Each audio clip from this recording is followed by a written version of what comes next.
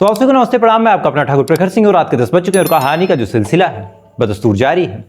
आज की कहानी शुरू करूँ उससे पहले एक कमेंट आया था कल, और उस कमेंट में उन्होंने एक बड़ी ही प्यारी रिक्वेस्ट डाली और कहा कि आपके वीडियोज़ अलग अलग चैनल पर आते हैं और हम लोग कंफ्यूज होते हैं। कई बार वीडियो खोलना होता है तो पता चलता है कि किसी और चैनल पे आया और पुरानी वीडियो है, तो मज़ा ख़राब हो जाता है। आपकी असली वीडियो पहुंचती नहीं है, तो आपका असली चैनल कौन सा है? तो जिस चैनल के आगे टिक लगा है और वेरीफाइड है वही चैनल मेरा है, और बाकी जितने फेक चैनल होंगे, हाँ एक चैनल मेरा और है प्रखर टू क्राइम 2.2। उसके अलावा बाकी जितने भी चैनल होंगे सब फेक होंगे। हालांकि मैं प्रयास यही करता हूँ कि किसी को स्ट्राइक ना दूँ। कोई मेरी वजह से 2-4 पैसे कमा रहा है और उसमें मेरा कोई नुकसान नहीं दिखता तो मैं नहीं देता। कभी कभार यूट्यूब टीम अपने हिसाब से दे देती है तो बात अलग की है। तो यही मेरा मेन चैनल है जिस पे वेरीफाइड टिक है, बाकी कोई और चैनल नहीं है। हाँ एक प्रखर 2.0 करके चैनल है ट्रू क्राइम, बाकी और कोई चैनल नहीं है। खैर एक अपडेट थी, मुझे लगा आपको दे देनी चाहिए। अब आते हैं आज की कहानी की बात करते हैं। हमारे देश में पिछले 2 सालों में कुछ घटनाएं हुई थी जिन घटनाओं से पूरा देश एक बार उबल गया था। इनमें से एक घटना थी नुपुर शर्मा वाली। एक डिबेट था, उस डिबेट में उन्होंने कुछ बोला था जिसको लेके जो मुस्लिम समुदाय है वो आहत हुआ था। उसका आरोप था कि उनकी इस निंदा हुई है, जिनको वो मानते हैं, जिनकी वो इबादत करते हैं, उनके स्थान में गुस्ताखी हुई है। इसको लेके बार बार फिर ये कहा गया कि सज़ा मिलनी चाहिए, गिरफ्तारी होनी चाहिए। नुपुर शर्मा ने माफ़ी भी मांगी थी, लेकिन इसके बावजूद भी कई लोगों ने फिर धमकी वमकी भी दी कि सरतन से जुदा कर देंगे, ये कर देंगे, वो कर देंगे। खैर हमारे हिंदुस्तान की एक खूबसूरती थी कि उस मामले में कुछ हुआ नहीं, या फिर ये कह सकते हैं कि चूँकि वो एक जानी मानी हस्ती थी, पॉलिटिशियन थे, ठीक ठाक सुरक्षा की व्यवस्था थी, इस वजह से उनको कुछ नहीं हुआ। और दूसरी घटना हुई थी कन्हैया लाल वाली। जो एक टेलर थे, कपड़े सी रहे थे, 2 लोग आते हैं, आने के बाद अपना नाप देते हैं, और इसी दौरान फिर वो बेचारा एक बुज़ुर्ग जो अपनी रोजी रोटी समझ के उस काम को कर रहा था, उसके सर को वो दोनों सनकी काट देते हैं। काटने के बाद वीडियो को लाइव करते हैं। फिर जब उनको गिरफ्तार किया जाता है, उनसे पूछा जाता है कि तुमने क्यों किया, तब उन्होंने बताया कि उस व्यक्ति ने, और कायदे से उस व्यक्ति ने नहीं बल्कि उसके बेटे ने उनके नबी की शान में गुस्ताखी की थी। अब ये दोनों घटनाएं जब हुई थी तो हमारा देश उबल रहा था, क्योंकि हमारे देश में ऐसी चीज़ों की कोई जगह नहीं है कि किसी के धर्म के बारे में कोई कमेंट करे, या फिर अगर कमेंट हुआ तो इस तरह से सजा दे, कोई आए और कत्ल कर दे। लेकिन हमारा ही एक देश पड़ोसी है, कभी हमारा हिस्सा हुआ करता था। वहाँ के बारे में आपको कुछ फैक्ट बता देता हूँ। हमारे देश में इस निंदा को लेके कोई कठोर कानून नहीं है। यहाँ पे बहुत सारी चीज़ें हम बर्दाश्त कर लेते हैं, लेकिन वहाँ नहीं। जैसे हमारे देश में अभी सबसे ताज़ा खबर ये है कि तिरुपति बालाजी मंदिर में जो लड्डू मिलता है, उस लड्डू में जानवरों की चर्बी, मछली का तेल, ये तमाम चीज़ें मिलाई जाती है। चूँकि घी महंगा है, घी का उपयोग नहीं कर सकते, तो ये चीज़ें सस्ती हैं, तो इन्हीं चीज़ों का उपयोग किया गया। और ये ऐसा हुआ चूँकि ये जो लड्डू बनाने की व्यवस्था थी और टेंडर की प्रक्रिया थी, तो कम से कम दाम में ज़्यादा से ज़्यादा उत्पादन करने वाली जो कंपनियां हैं उन्होंने ऐसा किया। लेकिन हमारा जो पड़ोसी देश है उसका अपना एक कानून है। इस निंदा में खासकर जो हर धर्म के लिए है भी नहीं, इस्लाम धर्म के लिए है। और अगर इस्लाम की शान में कोई गुस्ताखी करता है, उनके नबी की शान में कोई गुस्ताखी करता है, या फिर उसके संबंधित कोई पोस्ट, कोई वीडियो शेयर करता है, तो जेल से लेके सजाए मौत तक का प्रावधान है। साल 1967 से 2014 की अगर रिकॉर्ड को खंगाले तो साल 1967 से लेकर 2014 तक की 1300 से 1400 लोगों के ऊपर इस निंदा का आरोप लगा। कई ऐसे थे जिनको भारी भरकम सजा हुई, 50-60 ऐसे थे जिनको सजाए मौत सुनाई गई। हालांकि किसी को सजा मिल नहीं पाई, और जिनको सजा नहीं मिल पाई उनके पीछे भी अपनी एक कहानी थी। जितने लोगों के ऊपर ऐसे आरोप लगे उनको किसी न किसी बहाने से मरवा दिया गया। और ऐसा नहीं था कि कोई आम नागरिक, कोई हिंदू, कोई सिख, यानी कोई गैर मुस्लिम। इसमें जो सिया समुदाय के लोग थे वो भी बुरी तरह ग्रसित हुए। कई ऐसे थे जो ठीक ठाक ऊंचे ओहदे पे थे, वो भी ग्रसित हुए। जैसे एक शहबाज भट्टी करके थे, अल्पसंख्यक के मंत्री थे, वो अल्पसंख्यक डिपार्टमेंट के वहाँ के मंत्री थे। उनके ऊपर आरोप लगा कि उन्होंने इस निंदा की है या फिर कुछ सवाल उठाए हैं इस्लाम के ऊपर। उसके बाद एक गुस्साई भीड़ आती है, आने के बाद पुलिस बचाने की कोशिश करती है, पुलिस बचा नहीं पाती, इनको मार देती है। मामले की जांच पड़ताल उनके हिसाब से होती है, लेकिन फिर उसमें निकल के सामने आता है कि जो शहबाज भट्टी है उन्होंने इस निंदा की थी। कई हज़ार कई लाख लोगों के जो सेंटीमेंट थे वो हर्ट हुए थे। इस वजह से कई हज़ार कई लाख लोग आते हैं और आने के बाद मार देते हैं। ना ही कोई FIR हुई, ना ही कोई खाइजे की डिटेल निकली। एक सलमान तासीर करके थे वहाँ के गवर्नर, उनके ऊपर भी इस निंदा का आरोप लगा कि उन्होंने कुछ इस्लाम की शान में गुस्ताखी की है, कुछ सवाल पूछे हैं। एक गुस्साई भीड़ आती है, FIR होता है, सज़ा सुनाई जाती है, लेकिन इसी दौरान एक गुस्साई भीड़ आती है, गाड़ी से इनको उतारती है, पीट पीट के मारती है, मारने के बाद लाश को भी छत बिछत कर देती है।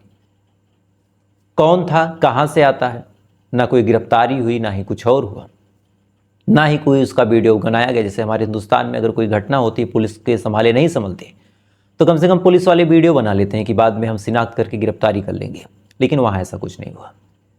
ये मामला फिर रफा दफा कर दिया गया। एक जज साहब थे इकबाल भट्टी, इनके ऊपर भी सेम तरीके से आरोप लगा। एक गुस्साई भीड़ आती है, आने के बाद इनको फिर से मार देती है। अकेले साल 2024 तक बात करें, 1960 1967 जब पाकिस्तानी कानून है उसके हिसाब से ऐसी धाराएं बनी, तब से न जाने कितने हज़ार लोगों के ऊपर ये आरोप लगा, और इनमें से ज़्यादातर खुद मुस्लिम थे, लेकिन उनका कसूर ये था कि वो सिया थे, और सिया होने की वजह से उनको मार दिया गया। और ऐसी एक कहानी इस समय निकल के सामने आ रही है, और इस कहानी को जब आप सुनेंगे तब आपको कहीं ना कहीं लगेगा कि धर्म जब ऊपर हावी हो जाए तो फिर क्या उसकी रिजल्ट होता है, क्या उसका परिणाम होता है। पाकिस्तान एक बहुत मशहूर शहर कराची, जिसके बारे में पाकिस्तानी बड़े गर्व से बताते हैं कि वो हमारे मुंबई से टक्कर लेता है, हालांकि कितने पानी में हम सभी जानते हैं। और एक प्रांत है सिंध। इसी सिंध प्रांत में एक डॉक्टर साहब रहा करते थे जिनका नाम था शाहनवाज कंवर। पेशे से डॉक्टर थे, 3 बच्चे थे, एक बीवी थी, ठीक ठाक जिंदगी चल रही थी, तमाम चीज़ें बिल्कुल बढ़िया चल रही थी, न किसी से लड़ाई, न किसी से झगड़ा। अपने पूरे इलाके में ठीक ठाक मशहूर डॉक्टर थे, तमाम लोग दूर दूर से इनके ऊपर यकीदा रख के इलाज करवाने आते थे, तमाम चीज़ें बिल्कुल बढ़िया चल रही थी। लेकिन साल 2024 में न जाने किसकी नज़र लगी, इनकी खुशी, इनकी ज़िंदगी को अचानक से जैसे कोई बुरा साया खा जाता है। एक जगह है उमरकोट, और उमरकोट में एक मस्जिद है, और उसी मस्जिद के एक मौलवी साहब हैं। वो पहुंच जाते हैं पुलिस स्टेशन पाकिस्तान के, और पहुंचने के बाद एक पोस्ट दिखा के कहते हैं कि सर देखिए, इसमें एक आदमी है जिसने एक वीडियो शेयर किया है। हालांकि उसमें वो आदमी खुद मौजूद नहीं था, किसी और का बनाया हुआ वीडियो, और उस वीडियो में कुछ ऐसी चीज़ें हैं जो नबी की शान में गुस्ताखी हैं। अब पता नहीं था या नहीं था, अब फ़ौरन FIR दर्ज हो गई। चूँकि पाकिस्तान की जो धारा है वहाँ के कानून की, पाकिस्तान पीनल कोड, वहाँ के जो धारा है 295C, ये बेहद कठोर धारा है। जैसे हमारे यहाँ रेप, मर्डर, ये तमाम चीज़ें होती है, वैसे वहाँ पे इस निंदा है। तो 295C के तहत मुकदमा दर्ज हो गया। अब मुकदमा दर्ज हुआ, इधर फिर ये धीरे धीरे, चूँकि छुपने वाली बात थी नहीं, एक ने स्क्रीनशॉट लेके दूसरे को भेजा, दूसरे ने स्क्रीनशॉट लेके तीसरे को भेजा, धीरे धीरे मामला गर्मा गया। और फिर ये हो गया कि जो सिया हैं वो सुन्नी वालों को कैसे जला रहे हैं, उनके ऊपर कैसे कमेंट पास कर रहे हैं। तो यहाँ मामला सिया सुन्नी का हो गया। अब जब सिया सुन्नी का मामला हो गया तो जो सिया है वहाँ पे बहुतायात में है, सुन्नी माइनॉरिटी हैं। सिया वाले फ़ौरन उनकी क्लिनिक पे जाते हैं डॉक्टर को पकड़ने के लिए, लेकिन डॉक्टर टाइम से समझ जाते हैं कि मामला फंस चुका है, भागते हैं। भागते भागते पहुँच जाते हैं पुलिस स्टेशन। पहुँचने के बाद पुलिस स्टेशन में बताते हैं कि सर मेरी जो ID थी दरअसल वो हैक हो चुकी थी, और आप चाहें तो चेक करवा लें, मेरे फ़ोन में उसका लॉगिन भी नहीं होगा। आप थोड़ा सा टेक्निकल टीम अगर दौड़ाएंगे तो देख सकते हैं कि मेरा जो फेसबुक अकाउंट है वो हैक हो गया, मैंने कुछ ऐसा नहीं किया। और मुझे कोई सज़ा देने से पहले कम से कम एक बार आप वेरीफाई कर लें, और मैं कुरान पाक पे हाथ रख के कसम खा सकता हूँ कि मैंने ऐसा कुछ कमेंट या फिर कोई ऐसा वीडियो पोस्ट किया ही नहीं था। यहाँ तक मेरे पास वक्त भी नहीं है, और जहाँ मैं रहता हूँ वहाँ उतना नेटवर्क भी नहीं आता। ये तमाम चीज़ उन्होंने बोली। बोलने के बाद उन्होंने अपने आप को सरेंडर किया।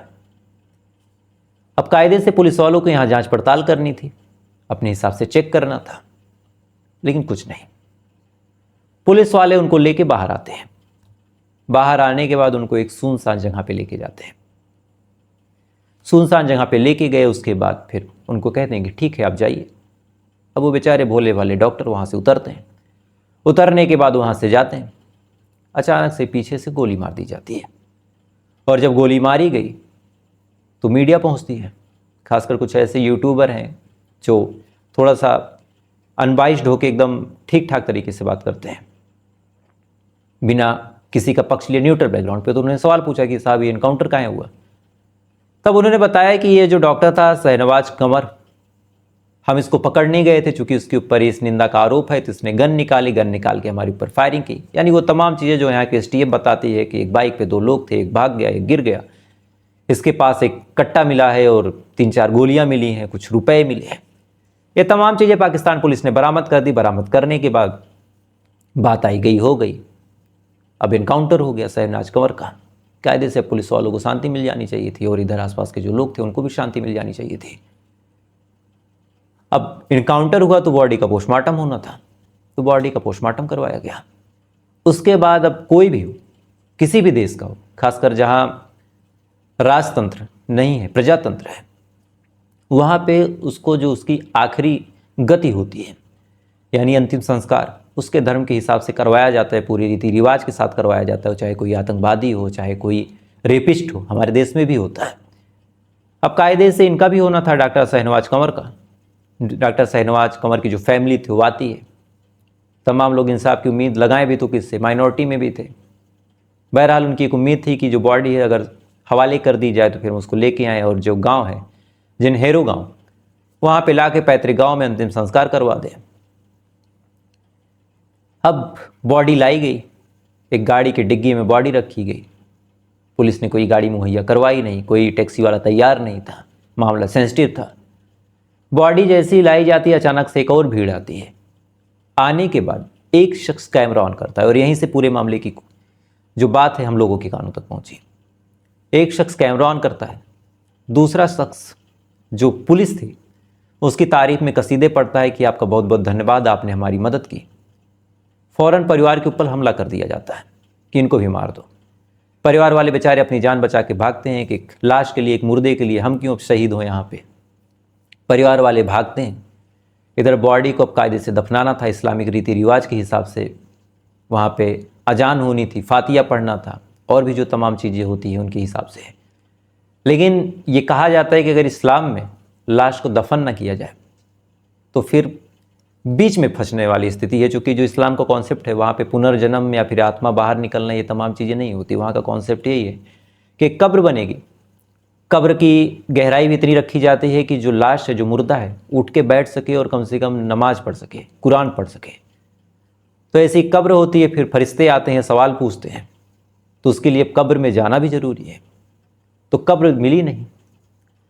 अब जब भीड़ ने देखा कि लाश जो है गाड़ी की डिग्गी में रखी है, तो भीड़ ने उस लाश को बाहर निकाला।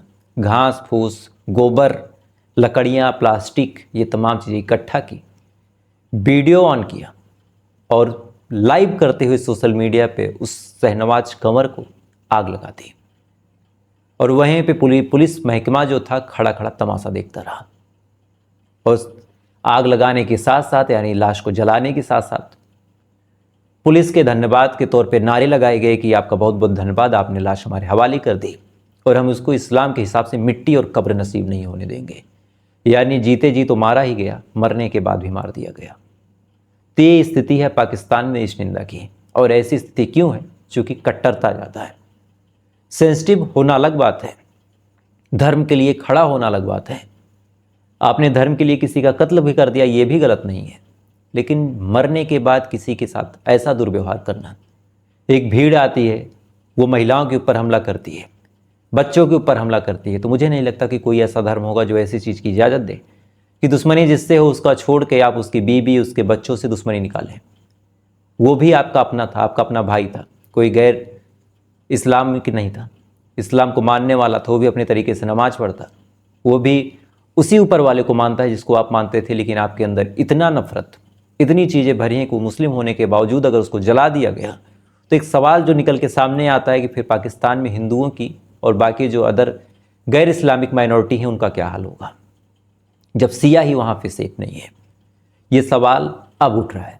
कई बड़े बड़े यूट्यूबर हैं पाकिस्तान के भी जिन्होंने वीडियो को शेयर किया, खासकर शिया समुदाय के जितने लोग हैं उन्होंने भी इस वीडियो को शेयर किया। कैसे लाश को जलाई जा रही है, कैसे उसके साथ बर्बरता दिखाई जा रही है, कैसे एनकाउंटर को किया गया है, कैसे पुलिस खड़ी तमाशबीन है, कैसे हॉस्पिटल में लाश को रखा गया, ये तमाम चीज़ें दिखाई जा रही है। और सच में देखने के बाद कहीं ना कहीं बड़ा दुख होता है कि एक आदमी मरने के बाद तो कम से कम उसको मिट्टी नसीब होनी थी, वो भी नहीं हुई।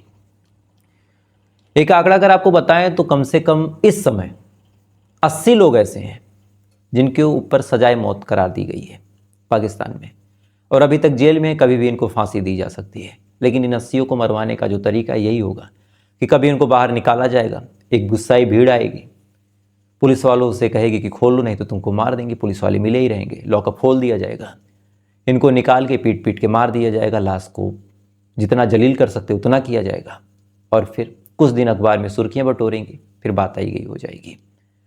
तो ये स्थिति है पाकिस्तान में वहाँ की माइनॉरिटीज़ के साथ, और ये स्थिति हर उस देश की होगी जहाँ पे धार्मिक कट्टरता बढ़ेगी। किसी को मार देना, किसी को टॉर्चर कर देना, वो भी इसलिए कि हमारा सेंटिमेंट हर्ट हो गया। तो शायद इतना छोटा, इतना हल्का सेंटिमेंट होना नहीं चाहिए, और ख़ासकर अगर इतना ही सेंटिमेंट है तो क्या ही बोले।